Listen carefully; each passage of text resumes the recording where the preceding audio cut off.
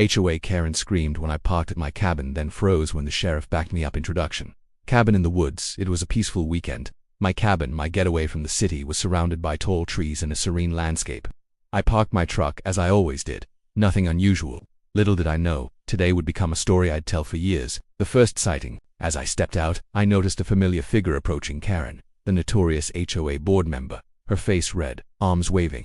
"You cannot park there," she screamed. I froze for a second. I had parked here for months without incident. "Why?" I asked calmly. "This is community property. You're breaking the rules," she yelled, pointing angrily. Neighbors peeked out of their houses, curious. Some even started filming discreetly. The heated argument, I tried to reason. "This is my property. I have every right to park here," she scoffed. "You think the law is on your side? You're going to regret this."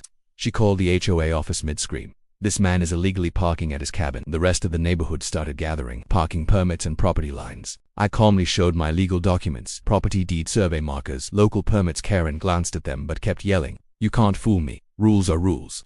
I explained each point clearly, letting neighbors hear. Some whispered, "Wow, she's never seen anyone stand up to her like this." Neighbors gathered within minutes. Several neighbors arrived.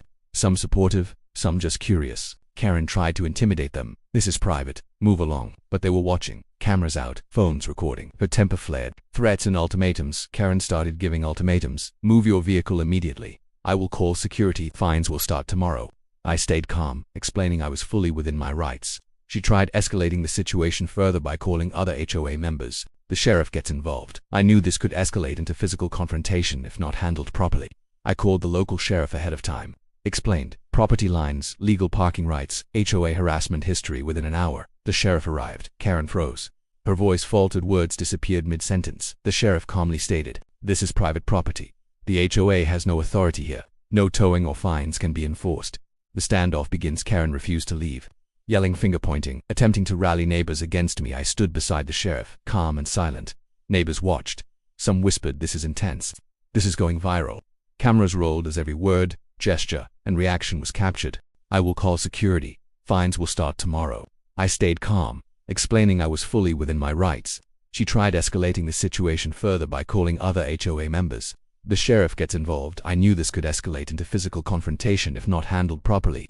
I called the local sheriff ahead of time, explained. Property lines, legal parking rights, HOA harassment history. Within an hour, the sheriff arrived. Karen froze. Her voice faltered, words disappeared mid-sentence. The sheriff calmly stated, "This is private property. The HOA has no authority here. No towing or fines can be enforced." The standoff begins. Karen refused to leave. Yelling, finger-pointing, attempting to rally neighbors against me. I stood beside the sheriff, calm and silent. Neighbors watched. Some whispered, "This is intense. This is going viral." Cameras rolled as every word, gesture, and reaction was captured. The HOA board gets involved within minutes. Other HOA board members arrived, trying to justify Karen's behavior, attempting to argue property rules. But the sheriff clearly explained legal boundaries. Karen's face went pale. She realized the public eye and law were against her. The neighbor reactions intensified. People filming started commenting, "Look at her. She's frozen. He's calm. The sheriff is backing him." One neighbor whispered, "I've never seen someone stand up like this before."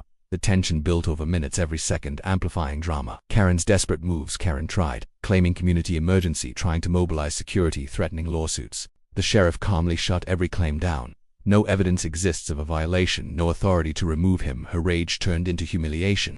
The crowd watches. Neighbors began taking sides, some cheering silently, some recording every interaction, some calling friends to witness live. Karen was now completely trapped, both legally and socially. Extended dialogue with sheriff. The sheriff explained every detail. Legal property boundaries, parking rights, HOA limitations. I answered calmly, nodding, letting the sheriff reinforce each point. Karen had no comeback.